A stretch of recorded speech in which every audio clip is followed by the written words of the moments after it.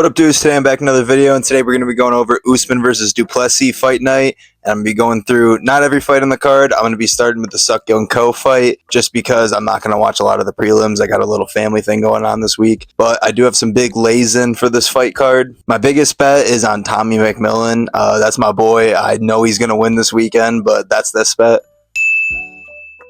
And then I just got some smaller parlays on the fight card and then the main card in total.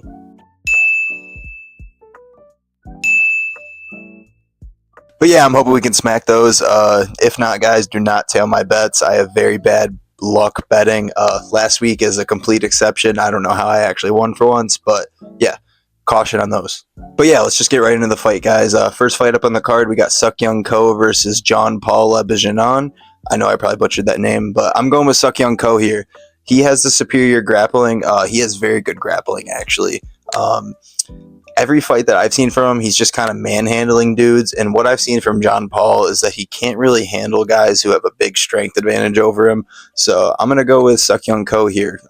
Like I said, he has very good scrambles, very good submissions, very good ground and pound. Overall, just very good on the ground. I'm going to take him by a second or third round submission here. Next fight up in the card, we got Bashi versus Jose Miguel Delgado. I'm going with Jose Miguel Delgado, guys. He is very dangerous on the feet. Very tall for featherweight. He has like a 5-inch height advantage here. And I think he's just going to use that physicality to beat up Bashi on the feet. Austin's very skilled for a young guy. He has very good takedowns. He's very good on the ground. But I think that physicality of Delgado is just going to make a difference maker here. People say he doesn't have a lot of power, but he drops dudes a lot, even though he doesn't have a lot of finishes. So I think he's going to be able to put hands on Bashi here and potentially get a first-round TKO. So that's what I'm going to go with here. I'm going to go with Jose Miguel Delgado by first-round TKO. Next fight up on the card, we got my boy Tommy McMillen versus Alberto Montes. I'm going with Tommy McMillen by first-round KO. I know that all these fights sound like made-up outcomes, but I really think this is going to happen. Tommy's got like a 5 or 6 inch height advantage here. He's super dangerous on the feet. We all know he's got that super long wrestling background, and I think that's just going to make the difference maker here because Alberto Montes really only has dangerous grappling. I don't think his stand-up is going to make any difference because of the range that McMillen has on him, and Montes is just going to be stuck on the feet with him eating twos, eating jabs, maybe even a knee up the middle when Alberto gets desperate to shoot, but I got Tommy all day here. I met Tommy in real life when I went down and trained at Red Hawk for a week. Super nice dude. He was super awesome. Let me talk to him for however long I wanted. So I think Tommy's going to slime this dude out here. 10-0 versus 12-1. This is probably my most hyped up fight of the card. So let's go Tommy. Next fight up in the card, we got Fatima Kline versus Tabatha Ricci. I am going with Fatima Kline here, guys. She has very good striking, very good defensive wrestling, and I think Tabatha Ricci is honestly just over the hill. I know she's not that old, but she's never been that good. She kind of just gets her wins off of robbery split decisions, and I think that Fatima Kline has way too dangerous striking for her to get that robbery decision here.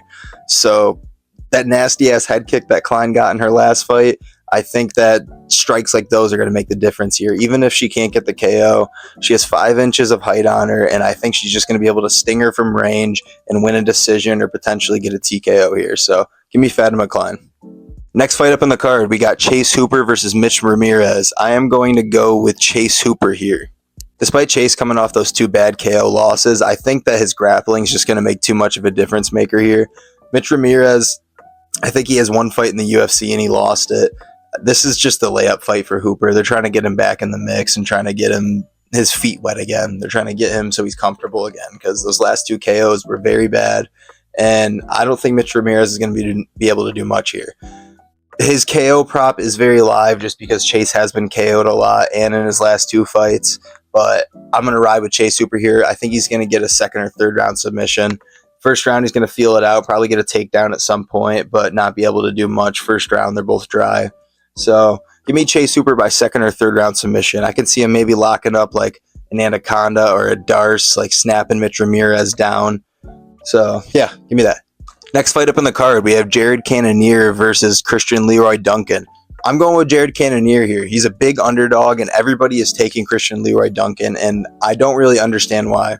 I get that Jared Cannonier has taken a bunch of damage in his last couple of fights, and he has lost a lot, but Christian Leroy Duncan is a big step down from dudes like Kyle Baralho, Nasruddin Imavov, and dudes like that who are actually able to put like big damage on him.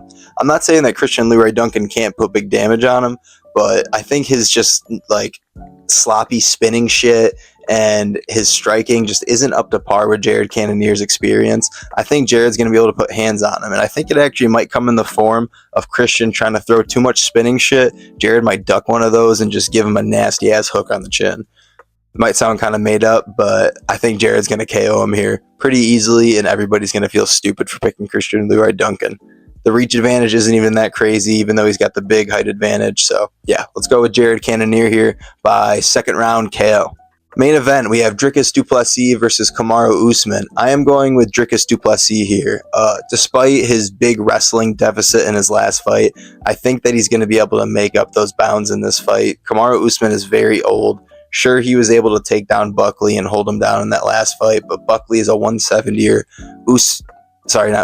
Du Plessis is a massive middleweight. He is not going to be able to hold him down the way that he did Buckley, I don't think. I think Du Plessis is going to be able to put hands and kicks on Usman on the feet, hitting him with body kicks, hitting him with those awkward blitz forward 1-2s. I can see a world where Usman's able to time those weird blitzes that Du Plessis has and land double legs, but I think Dricus is going to be more mindful of what he's doing in there this time, but at the same time, he's not going to let himself be gun shy. So I'm going to take Dricus winning a decision here, actually. I don't think either guy's going to get finished. They're super high level on both ends.